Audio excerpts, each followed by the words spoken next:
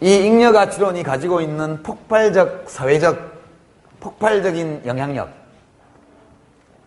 그리고 다수의 노동대중에 대한 엄청난 선동력, 그리고 상당히 과거의 다른 분배 이론에 비해서 가지고 있는 치밀한 논증의 방법, 이런 면에서 한 시기를 풍미했던 이론입니다. 근데 경제학자들이 가만히 있을 리가 없죠. 예. 자본가가 하는 일은 이윤을 생산하는 일이겠죠. 이윤을 생산하지 못하는 자본가는 자본가의 지위를 조만간 박탈당하게 되어 있습니다. 경제학자가 하는 주요한 일 중에 하나가 이데올로기를 생산하는 거죠. 이 좌익의 이데올로기, 공산주의, 사회주의의 이데올로기에 맞서서 경제학을 수호할 수호성인이 출연하게 됩니다. 이 사람은 존 베이츠 클라크라는 사람인데요. 존 베이츠 클라크 상이라는 유명한 상이 있습니다. 이 경제학계에서 널리 알려진 상인데요. 존 베이츠 클라크가 19세기 후반쯤에 아주 혁신적인 분배 이론을 내놓습니다. 지금 우리가 보통 대학에 쓰는 교과서에 실려있는 분배 이론은 전부 다 존 베이츠 클라크의 분배 이론입니다. 이 분배 이론의 이름은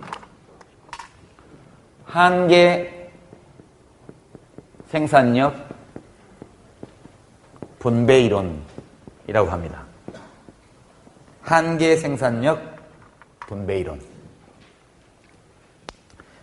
클라크는 자기가 쓴 책의 서문에서 이렇게 얘기하죠. 누가 얼마만큼을 분배받느냐, 많이 분배받느냐, 적게 분배받느냐도 중요하겠지만 그보다 더욱 중요한 것은 자기가 받을 몫을 받느냐 못 받느냐에 있다. 그렇게 얘기합니다. 만약 많이 받는 사람이라 할지라도 그것이 자기가 기여한 바에 비해서 너무 적다면 불만을 가지는 것이 당연하고, 아주 적게 분배를 받는 사람이 실제로 자기가 많은 기여를 하고도 적게 분배받았다면 정말 이런 체제는 문제가 있다. 이렇게 이야기합니다. 용감한 발언이죠. 위험한 발언이고. 이 이야기는 많이 분배받을 권리를 갖고 있음에도 불구하고 적게 분배받은 사람들이 혁명을 할 권리가 있다. 이런 이야기입니다. 존 베이츠 클라크가 이런 얘기를 한 것은 자신이 있었기 때문이죠. 적게 분배받는 자들이여, 그대들은 적은 기여밖에 하지 못했기 때문에 그런 것이니 나의 몫을 내가 받았구나 하고 조용히 살아라. 예, 그런 뜻입니다. 이 한계 생산력 분배 이론은, 분배는 각각의 생산 요소를 가진 사람들이 생산에 얼마만큼 기여했느냐에 따라서 분배를 받는다. 그런 이론입니다. 그러니까 이 약간 한계 개념으로 조금만 들어가 보죠. 여러분, 제가 얼마 전에 다른 강의에서 멜더스에 대한 얘기를 한번 했었죠? 안 했나요? 안 했어요? 인구론 얘기를 안 했습니까?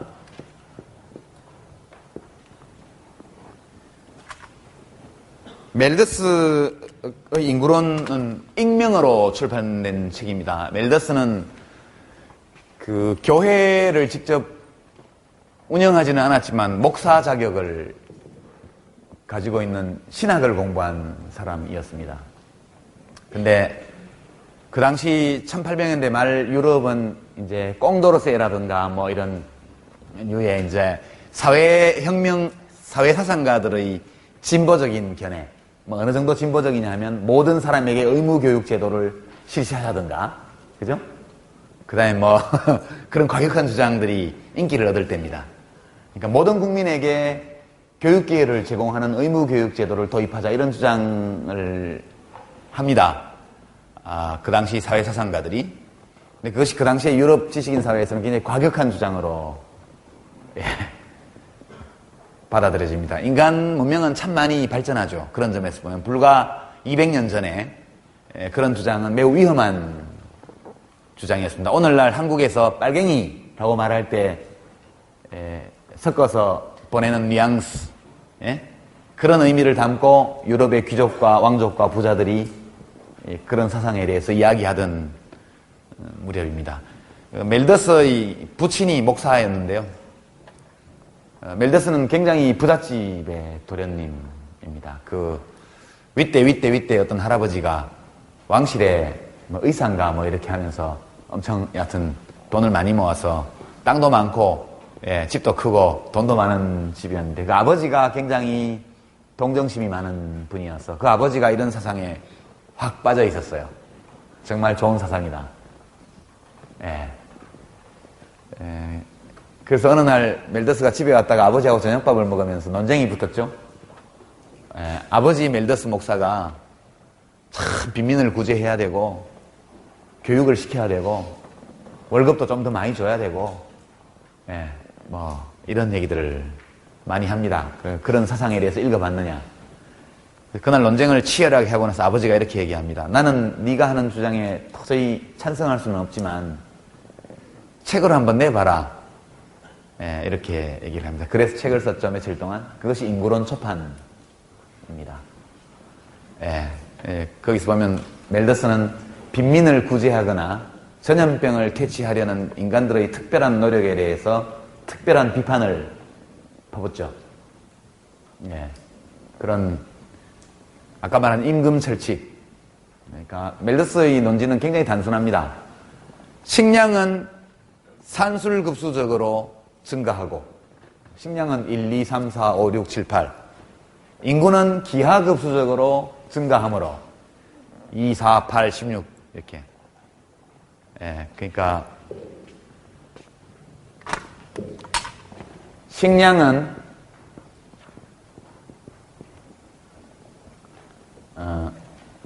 이렇게 쓸 수 있겠죠. N 이렇게 쓰죠. 이 N이라는 거를 1, 2, 3, 4 이렇게 가는 겁니다. 인구는 P는 population 이건 Q는 상수입니다. 상수. 이것도 P를 상수라고 하면은 이것도 상수라고 하면 어떤 상수라고 하면 이것은 이렇게 간다는 것이죠. 이게 N승. 그러니까 이거는 2, 4, 8, 16 이렇게 증가한다는 뜻입니다. 그래프상 보면 식량은 이렇게 증가하고 인구는 이렇게 증가한다는 거죠. 그러면 어디선가 교차점이 있을 것이고 이 교차점 너머로 가게 되면 이만큼이 굶어 죽어야 된다는 뜻입니다. 이것은 매우 단순한 근데요, 식량은 아무리 노동력을 많이 투입해도 토지가 제한되어 있기 때문에 사람을 투입하는 것만큼 기하급수적으로 생산이 늘지 않아요. 그러나 인간은 모든 부부가 애를 4씩 낳으면 정확하게 한 세대에 2배씩 증가하겠죠? 모든 여성이 애를 4명씩 낳으면 결혼해가지고 모든 여성이 결혼해서 애를 4명씩 낳으면 한 세대가 지나갈 때마다 인구가 곱절로 늘어나게 되겠죠, 당연히. 그러면 어느 시점에선가 늘어나는 식량 생산이 폭증하는 인구 증가를 감당할 수 없어서 대규모의 식량 부족, 기근, 그로 인한 전쟁, 대학살, 전염병의 창궐 이런 사태를 막을 수 없다 이렇게 보는 것이죠. 그래서 이것이 막을 수 없는 일이기 때문에 괜히 전염병을 막으려고 하지 마라. 그것은 회피할 수 없는 재난을 예방해주는 신의 섭니다. 그리고 빈민을 구제하지 마라. 그것은 재앙을 더 심각하게 만드는 일에 불과하다. 당신들의 좋은 뜻은 내가 알지만 그것은 사람들을 해치는 일이다. 이렇게 얘기를 합니다. 노동자들의 가난한 사람들이 사는 지역에는 웅덩이를 되도록 많이 파놓고 되도록 지저분하게 하고 전염병이 잘 돌 수 있도록 하고 등등 이렇게 하면 우리는 이 재난으로부터 피할 수 있다 이렇게 얘기하죠. 너무 끔찍한 내용이라 익명으로 출판을 합니다. 초판은. 인구론 초판은 정말 인류 문명사에서 보기 드문 걸작 이라고 할 수 있습니다. 이 멜더스가 준 충격은 어마어마합니다. 그 당시까지 유럽 주요 국가의 지도자들은 인구가 늘어나는 것을 국가적 번영의 지표로 삼았거든요. 그런데 멜더스의 이 인구론이 나오고 나서 그걸 읽어본 국가 지도자들이 인구 증가가 재앙이라는 생각을 그때부터 가지게 됩니다. 그리고 빈민구제 활동이라든가 우리가 요새 말하는 사회복지 이런 것들을 하면 안 되겠구나. 예, 그래서 그 당시에 진보적 사회사상가들은 멜더스의 별명을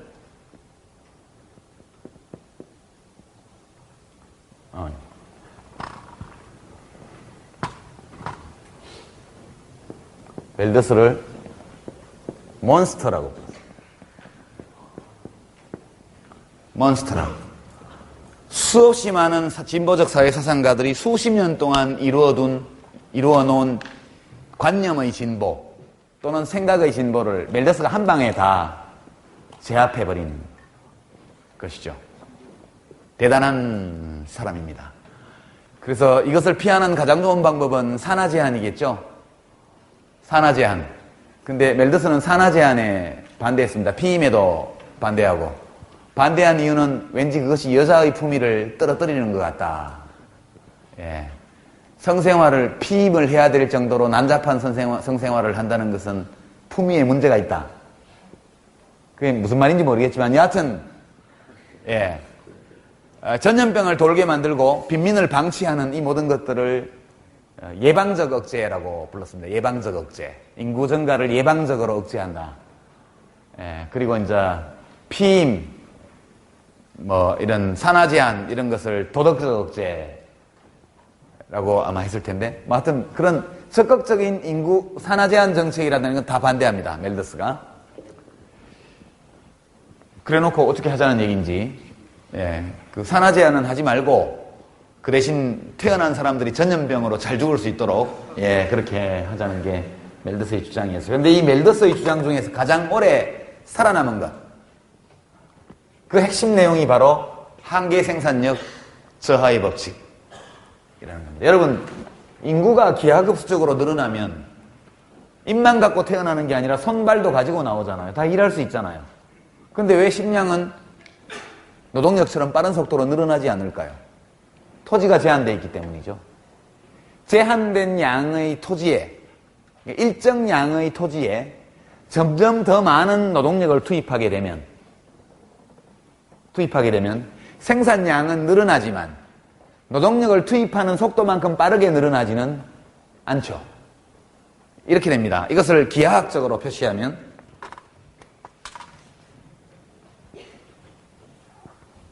여기 노동력입니다. 노동력 투입량.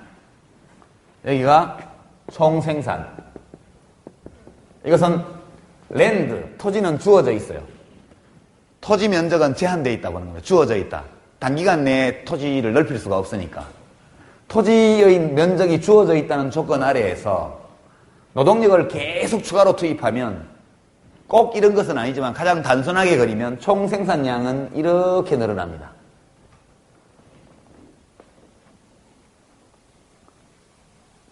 이렇게 늘어납니다. 나중에 가면 노동력을 논밭에 사람이 발 디딜 틈이 없을 정도로 사람을 투입하게 되면 이게 내려올 수도 있겠죠. 오히려 생산이 감소할 수도 있겠습니다. 그러나 거기까지 안 가고 본다면 이런 그래프가 나오게 됩니다. 여러분이 고등학교에서 미분을 안 배우고 들어온다는 사실을 제가 최근에 알았는데, 예. 이 총생산 곡선의 1차 도함수, 한번 미분하면 그것이 감소함수가 되게 되어 있습니다. 수학을 아는 미분을 아는 학생들은 고개를 끄덕거리는데 쉽게 설명을 해보죠. 이게 수학을 모르면 표를 다 써야 됩니다. 표를. 토지가 예컨대 100평방킬로미터라고 제한되어 있다고 하죠. 토지가 제한되어 있다고 합니다.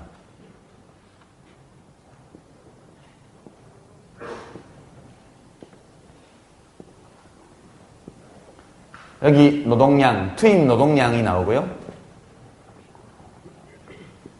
총생산, 한계생산 이렇게 그립니다. 100평방킬로미터의 토지에 예컨대 처음에 1명을 투입했다고 하죠.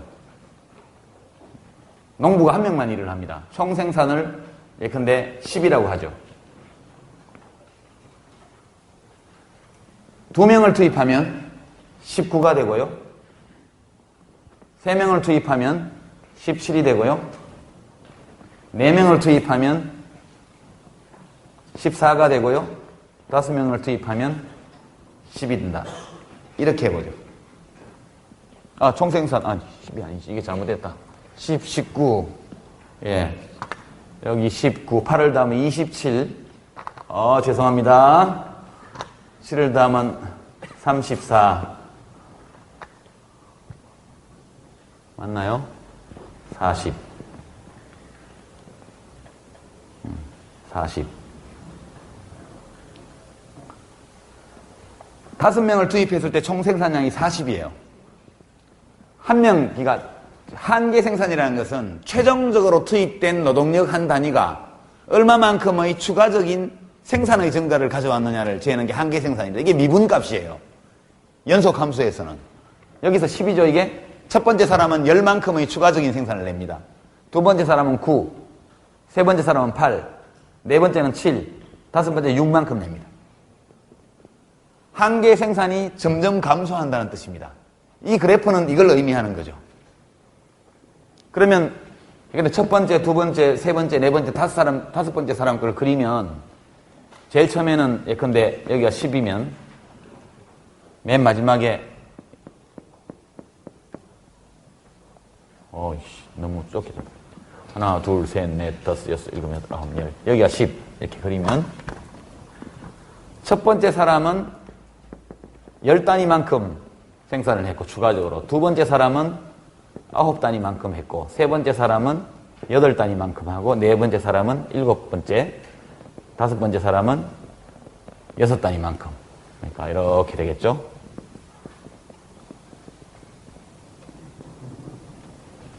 이 점들을 연결하면 밑으로 내려오는 직선이 됩니다. 가정을 이렇게 했기 때문에. 이게 한계 생산력 곡선이 되는 겁니다. 이거는 토지를 일정하게 주어놓고 노동력을 계속 투입하면 최종적으로 투입되는 노동력이 산출하는 추가적인 생산량은 계속 감소한다는 뜻입니다. 이게 한계 생산력 체감의 법칙입니다. 이걸 일반화하면 체감의 법칙, 한계 생산력 체감의 법칙이라고 합니다. 이 그래프는 무엇에 대해서도 그릴 수 있죠. 예컨대 투입된 자본량을 일정하게 하고 자본의 양을 일정하게 하고 노동력을 계속 투입한다. 그래도 저 그래프가 나올 수 있고요. 그렇게 했죠? 제한된 공장과 제한된 설비를 놓고 노동자를 추가적으로 계속 투입하면 처음에는 좀 생산이 증가하겠지만 그 효율성이 자꾸 떨어진다는 뜻입니다. 갈수록. 또는 투입되는 노동력의 양을 일정하게 묶어놓고 자본 투입을 계속 늘린다고 가정하더라도 마찬가지의 기하학적인 혹은 대수학적인 관계가 도출될 수 있습니다. 그러니까 우리가 일반적으로 한계 생산력 체감의 법칙이라는 것은 여러 생산에 필요한 요소 가운데 다른 것 또는 다른 것들의 양을 고정시켜 놓고 한 가지 생산 요소의 투입량을 계속 늘려나가면 그러면 그 생산 요소의 최종적 증분, 마지막 투입 단위가 만들어내는 생산 증가분은 갈수록 줄어든다. 그런 뜻입니다. 이해가 되죠? 이것이 한계 개념입니다. 이것은 굉장히 중요한 개념인데요. 우리가 한계 효용 체감의 법칙 첫 시간에 좀 얘기를 했죠. 내가 빵을 먹는데 빵을 계속 먹으면 한 입 먹을 때마다 마지막 먹은 한 입의 빵이 주는 쾌감은 줄어든다는 거예요. 나중에 먹기 싫죠? 그만 먹었으면 이때 한계 효용이 제로가 된 겁니다. 먹어! 억지로 먹이면 한계 효용이 마이너스로 가는 거죠. 통일한 원리입니다. 경제학은 여러분이 수요 공급 곡선하고 이 한계의 원리만 알고 나면 생각만 하면 거의 모든 것들을 다 이해할 수 있습니다.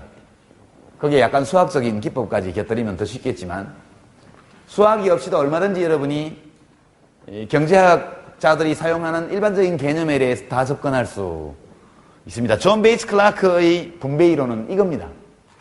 그러니까 한 사회의 자본량이 정해져 있다고 가정을 하고 노동력을 계속 추가 투입할 경우에 마지막 투입된 노동력 단위가 생산해낸 추가적인 생산물의 가치, 그만큼을 모든 노동자들이 받아간다는 뜻입니다.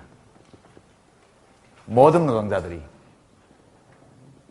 아니, 마지막 노동자만이 아니고 그 사회 전체의 노동, 생산에 투입된 사회 전체의 노동력, 그거에 대한 대가는 최종적으로 마지막으로 투입된 추가적인 노동 한 단위의 생산물의 가치에 따라서 결정된다. 자본의 가치도 마찬가지입니다. 노동력을 일정하다고 가정을 할 때 차례차례 자본을 투입한다고 생각하면 마지막으로 투입된 자본 한 단위가 추가적으로 생산에 기여한 것, 그것이 최종 생산물, 최종적 증분의 가치라는 뜻입니다. 최종 생산물의 가치. 토지도 마찬가지 도식으로 설명할 수가 있어요. 현실성이 있든 없든 간에. 이런 방식으로 설명을 하기 시작하면 완벽하게 대칭적인 분배 이론이 탄생합니다. 이건 수학적이고 기하학적으로도 증명할 수 있고 대수학적으로도 증명을 할 수 있습니다만 자본의 한계 생산력만큼 이자를 받아가고 노동은 그 노동의 한계 생산력만큼 임금을 받아가고 모든 것이 완벽합니다. 여기는 어떤 착취도 없고 모두가 다 평등해요. 모든 개인은 전부 생산 요소의 소유자입니다. 노동력 또는 자본이라는. 그리고 이 생산 요소의 소유자들은 노동시장과 자본시장과 같은 요소시장에서 자기가 가지고 있는 생산 요소를 제공하고 그 대가로 모든 사회의 자본, 노동이 똑같은 대가를 받는 건데 그 대가를 결정하는 것은 그 사회의 노동력의 한계 생산력 그리고 자본의 한계 생산력 이거에 따라 좌우되는 거니까 자연법칙과 같다는 뜻입니다. 이 이론은 완벽합니다. 이론적으로. 반박할 수도 없고 자체 모순도 없고 다만 현실을 설명하는데 좀 마음에 안 들 따름이죠. 그러면 아무리 불평등한 소득 분배가 이루어져도 모두가 자기 몫을 가지는 거잖아요. 그러고 나면 국가가 나서서 소득을 재분배하라든가 부의 불평등을 줄이라든가 이런 말을 하기 어렵다는 것을 제외하면 별로 불만이 있을 수 없는 이론입니다. 근데 교과서에서는 가르치지 않죠, 요새는. 왜냐? 틀린 이론이니까. 이 이론은 이론적으로는 이미 완전히 붕괴한 지가 30년이 넘었습니다. 굉장히 세계적으로 유명한 수학에 뛰어난 능력을 가진 수많은 경제학들이 참여해서 엄청난 논쟁을 벌인 끝에 이 존 베이츠 클라크의 한계 생산력 분배 이론은 일종의 동화와 같은 것이다. 우화. 이것은 이론이 아니고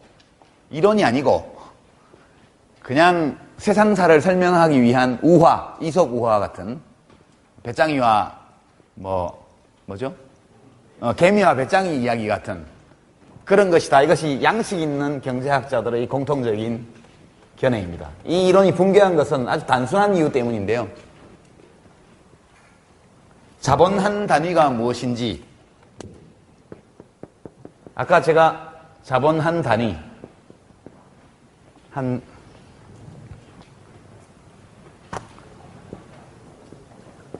여러분에게 이렇게 최종적으로 투입된 한 단위의 노동력이 추가적으로 만들어낸 생산 증가분의 가치, 이거를 한계 생산력, 한계 생산물 이렇게 얘기를 했습니다. 자본에 대해서도 마찬가지로 얘기했죠. 최종적으로 투입된 자본 한 단위가 추가적으로 만들어낸 생산물의 가치, 그렇게 얘기했습니다. 자본 한 단위가 뭘까요? 노동 한 단위는 상당히 분명하죠. 건강한 신체와 정신을 가진 보통 수준의 학력을 가진 보통의 권력을 가진 남자 혹은 여자의 8시간 노동, 이렇게 노동 한 단위를 규정할 수가 있습니다. 자본 한 단위를 규정하는 것이 불가능해요. 자본은 공장 바닥을 청소하는 데서는 플라스틱 빗자루부터 시작해서 어마어마하게 비싼 고가 장비까지 다 자본입니다. 자본 한 단위를 보통 무슨 100만 원, 1000만 원 이렇게 돈으로 환산하는데 화폐가 생산에 들어가는 게 아니죠. 생산에 들어가는 것은 화폐가 아니고 물질입니다. 물질. 노동 한 단위도 그래서 뭐 10만 원어치 노동 이게 아니고 노동 한 단위를 물질적으로 정의를 합니다. 자본은 물질적으로 그 단위를 특정할 수가 없어요. 자본이라는 것은 다양한 형태의 무수한 종류의 물질적인 노동력을 제외한 다른 생산에 쓰이는 물질적인 것들을 다 포괄하는 것이기 때문에 이 다양한 물질들을 하나의 자본 단위로 획정하는 것이 이론적으로 불가능합니다. 만약 우리가 자본 한 단위를 물질적으로 정의 내릴 수 없다면, 데피니션을 할 수 없다면 이 이론은 성립하지 않는 것이거든요. 그래서 저 이론을 구하기 위해서 많은 경제학자들이 자본 한 단위를 어떻게 정의할 것인가를 가지고 많은 노력을 했지만 다 헛수고로 끝났고, 이 자본 한 단위를 규정할 수 없다는 철학적인 문제 혹은 또는 언어학적인 문제 또는 개념상의 문제가 번져서 나중에 이 이론을 완전히 수학적으로 붕괴시키는 논쟁으로 귀결됩니다. 여러분이 뭐 굳이 알 필요는 없는데요. 피에로 스라파라는 영국의 경제학자가 있었습니다. 이 사람이 68년도인지 하여튼 1970년경에 발표한 논문, 짤막한 한 70쪽짜리 논문인데 제목이 Commodity Production by Production of Commodity인가? 뭐 그렇게 해가지고 상품 생산에 의한 상품 생산, 그런 제목입니다. 근데 거기를 보면 이 한계 생산력 분배 이론을 받아들이고 그 기초 위에서 논의를 전개할 때 성립될 수 없는 여러 모순적인 상황이 벌어진다는 것을 일종의 규律법이 뭔지 모르시는구나. 규律법은 어떤 견해, 주장, 어떤 이론이 맞다고 가정하고 그 논의를 계속 전개해서 그것이 맞을 수 없는 모순적인 상황을 보여줌으로써 그 주장이 틀렸다는 것을 입증하는 방법입니다. 예컨대 직각사각형에 직각을 낀 두 변의 길이의 각각의 제곱의 합은 빗변의 길이의 제곱의 합과 같다. 이런 것들이 그거는 규律법이 아니에요. 규律법의 예를 하나, 뒤에 자료가 없어져서 오늘 시간을 많이 써야 되니까 이렇게 합시다. 규律법. 그래요? 자료 있어요? 그래요? 됐다 그럼. 여기서 쉬겠습니다. 규律법은 예컨대 이런 겁니다. 수학 정수론 분야에서 규律법적으로 3000년 전에 그리스의 철학자들이 증명한 어떤 것들인데 매우 우아해요. 예컨대 소수, 여러분 소수가 뭔지 알죠? 프라임 넘버. 1과 자기 자신 외에는 약수가 없는 수. 그게 소수입니다. 최근에 언론 보도를 보면 메르시안 소수가 아주 최대 규모로 발견되었다. 2의 뭐 몇백만 승 마이너스 1. 이게 메르시안, 지금까지 발견된 제일 큰 메르시안 소수인데, 소수는 자기 자신과 1 외에는 약수가 없는 수를 말합니다. 프라임 넘버. 소수는 무한히 많다. 이렇게, 그게 소수는 무한히 많다는 것이 증명되어 있죠. 그래서 사람들이 지금도 제일 큰 소수를 찾을 때마다 상금을 줍니다. 예, 어떤 수학 무슨 학회에서 큰 소수를 찾을 때마다 상을 줍니다. 수소가 무한히 많다는 거죠. 근데 무한히 많다는 걸 어떻게 알 수 있느냐? 그걸 증명할 때 유한하다는 가정을 하면 제일 큰 소수가 있겠죠. 그 제일 큰 소수를 P라고 하고 이렇게 전개합니다. 그리고 쭉 논리 전개를 한 다음에 P가 P보다 더 큰 소수가 있다는 것을 결론으로 끌어내는 거죠. 그럼 최초에 P가 제일 큰 소수라는 가정이 무너집니다. 이런 것이 수학적 규律법인데요.